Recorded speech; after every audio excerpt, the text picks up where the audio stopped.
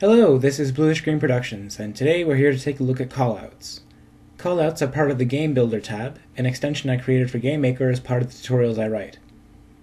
They are a special system for displaying text which replaces GameMaker's display message function.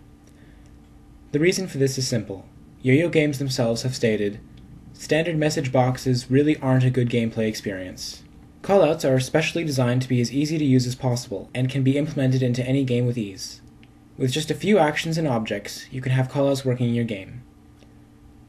To that end, let's take a look at this sample game, Cave Explorer, which already has callouts. You need 3 sprite files to make callouts function.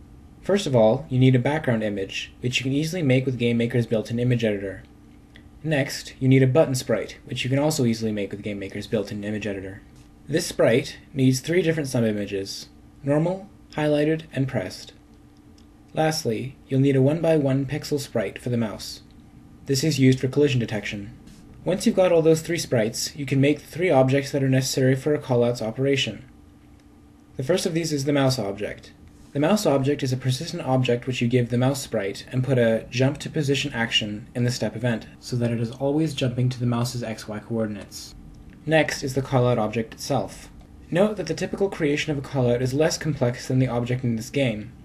The reason this one is more intricate is to illustrate how versatile callouts can be. This one object serves as both the instruction manual and the message box at the end of the game. Programming the callout begins in the create event, where you specify which view the callout is to be nested in. This is part of the functionality of callouts, where no matter what the zoom level in the view they appear, they are made to proper scale. To that end, callouts always appear in view 7, which is drawn on top of the view you select. Make sure you don't use view 7 for anything else.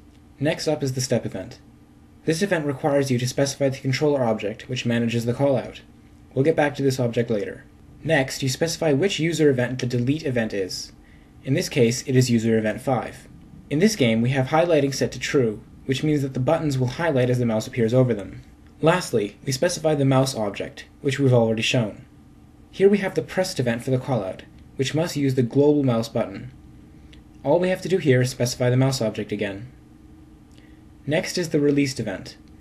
In this event, we specify 3 user events that correspond to the 3 different buttons that can appear on a callout. A callout's buttons can say anything and have any function the user wants, but in this example, the button advances the dialog. We'll skip to user event 1 for a moment so you can see how these 3 events operate. Clicking the first button performs this action, advance to next text.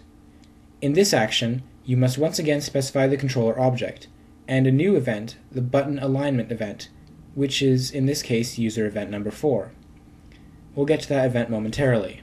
User event 2 is identical in the arguments, and simply goes to the previous dialog instead of advancing to the next one. In the user 3 event, which is this game's close button, you trigger the user 5 event, which deletes the callout. Back in this event, you can see the other actions that end the game when the user clicks close in the final dialog box in the game. Here we have the previously mentioned user 4 event, which manages the alignment of buttons, since at different times there can be either 1, 2, or 3 buttons in the callout. This is why this event needs to be called after the dialog advances or goes back to the previous one. On to the last user event, user 0. This event contains the initialize action. In this action you specify the offset, which is the distance from the edge of the callout you want text to be drawn at, which in this case is 20. Next you specify the text for the 3 buttons, the button alignment event, and the button sprite. Lastly, in the callout we have the draw event. In this action you specify the font color for the text and the button text, the sprite for the button, and the button text offset, which is similar to the offset for the callout itself. Lastly, you specify the controller object, which we'll look at now. The controller is a persistent object which handles the callout. To make things easy, we have it create the mouse object when it is created. You also need to place this event, controller callout initialize, which initializes certain variables used in the controller object that creates the callout. This event creates the callout. Note, this can be any event, but because this callout serves as the instruction manual for the game, we have it appear at the start of the first level. In the make callout action, you specify the callout object, the text for both dialog boxes, and the number of dialog boxes. Callouts can have as many dialog boxes as you want, but you'll need to do things a little more manually if you want to modify this number. Expect more details on that in a later video.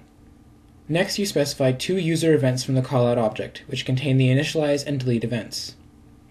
To prevent errors, the callout must be deleted before going into the next room using this action, delete callout immediately. This action has no arguments. Finally, we'll take a look at this event here, which makes a different callout to signify the end of the game. You can see the text in the make callout action is different, and in order to do this you need to call the controller callout initialize action again. I hope you've enjoyed this overview of callouts. To download the Game Builder tab and try callouts for yourself, look for the link in the description.